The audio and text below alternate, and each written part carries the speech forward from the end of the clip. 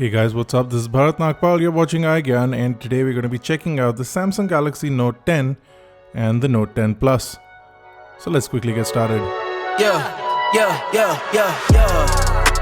Coming in, flex. I just wanna win, LABB, who we running with, 2233, I'm on 10 again. Like clockwork, every year Samsung announces their Galaxy Note devices around August. And this time around, it's the same. The Galaxy Note 10 and the 10 Plus were launched recently at an event held in New York and have now made their way into our studio. Now, there's a lot to talk about between the Note 10 and the Note 10 Plus, but I'm going to try and get through this quickly and take on most of our first impressions into this video. So as far as prices go, the Galaxy Note 10 in India will start at 69,999 and the Note 10 Plus will start at 79,999. While the Note 10 will have only one variant, which is 8GB plus 256GB of storage, the Note 10 Plus will be available in two variants, the 256GB one and the 512GB variant. Both will have 12 gigs of RAM. Unlike previous generation of Samsung devices, the difference between the Note 10 and the Note 10 Plus are quite a lot. So let's quickly start off with the Note 10. As you look at the box of the Note 10, you will see that the packaging has the Indian SIM warning, which means that this will be restricted to an Indian SIM card for at least 5 minutes of talk time before you can use it overseas. Once you cut through the packaging, you will find that you do get a back case inside the box. So it is a slip-on silicone case that is included inside the box. You also get some documentation, a quick start guide, and the regional lock information that I was talking about earlier.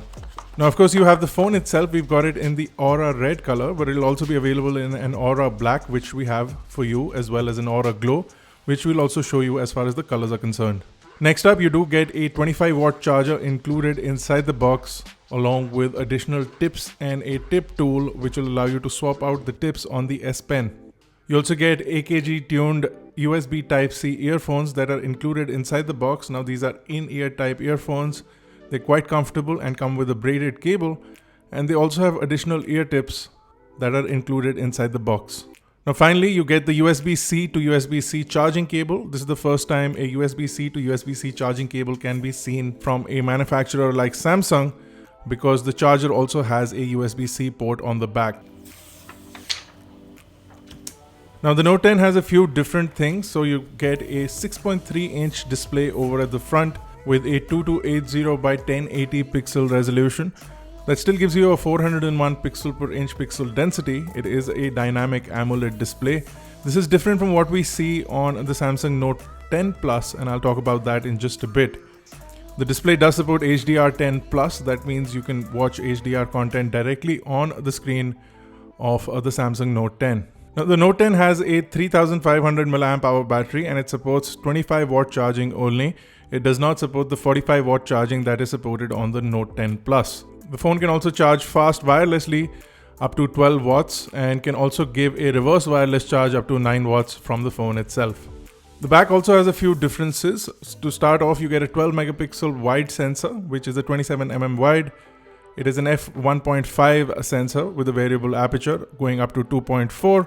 And you get a 1.4 micron pixel size. The second is a telephoto lens with a 12 megapixel f2.1 aperture. Now this is a 52mm lens with a 1 micron pixel size. The third is a 16 megapixel ultra wide sensor. This has an f2.2 aperture, and this is a 12mm ultra wide with a 1 micron pixel size. The Note 10 is missing a few sensors that the Galaxy Note 10 Plus has, and with that, let's move into the Note 10 Plus.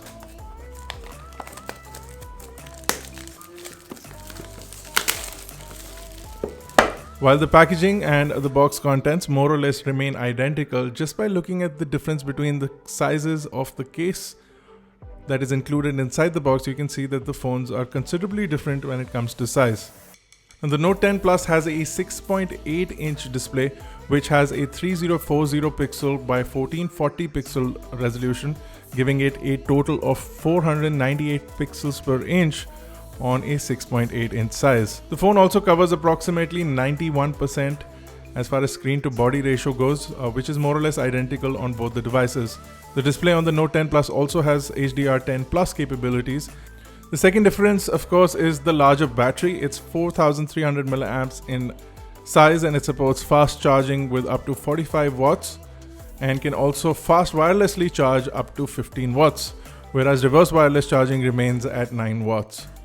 Another major difference is on the back, where the cameras on the Note 10 Plus also get a time of flight 3D VGA camera.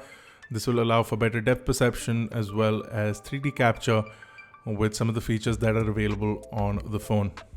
Now, both the Note 10 and the Note 10 Plus have an in-display fingerprint sensor. It's ideally located for ease of access from both hands. There's also a considerable difference in terms of the button placement. So on this time around, both the buttons, the volume buttons as well as the power button, are on the left side of the phone, and there are no buttons on the right side.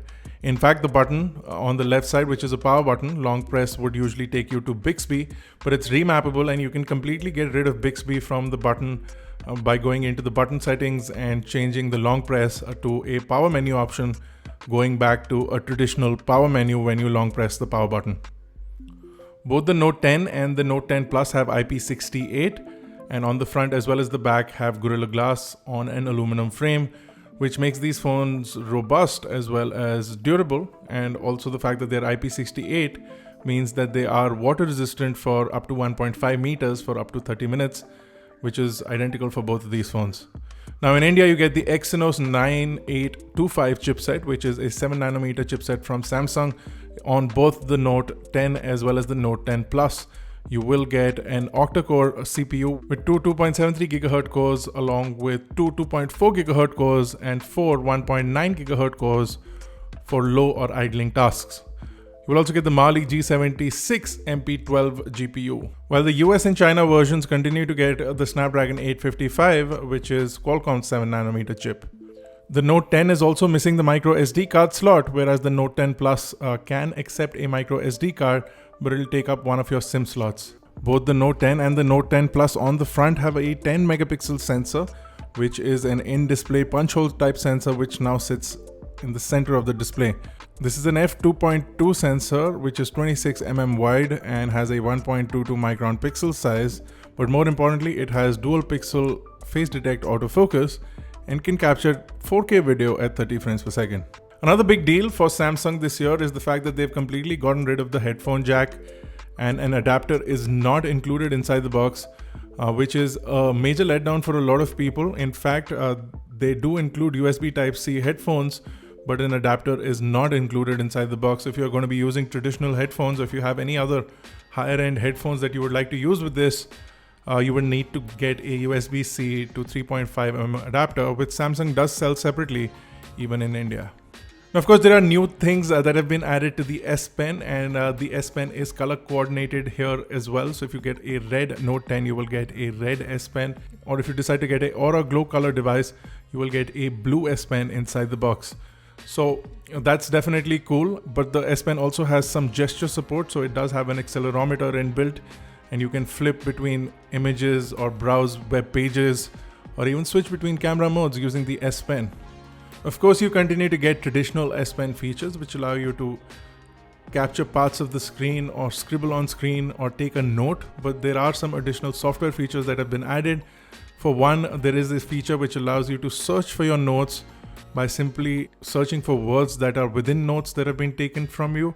So if you handwrite a note, the handwriting recognition will automatically convert that to text and save it in the meta field of the note. So when you search for a note, you can actually search for keywords that you've written within the note.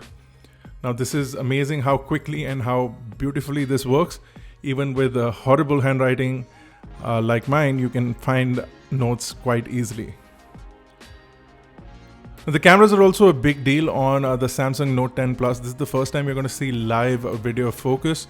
That means that you can add blur to your video background. Now, this is the first time I've seen this on a mainstream smartphone, which means that this is something that we can expect from devices in the future. This does allow you to swap out the background with a black and white background or a bokeh effect if that's something that you want. And you also get a live video zoom, which means that when you zoom into your video in the subject, the audio also enhances, so you can get a better sounding audio of a subject that is potentially far. I want to do a story on the Samsung DeX. Of course, we're going to be testing all of these things in depth, but first impressions seemed really good for the camera.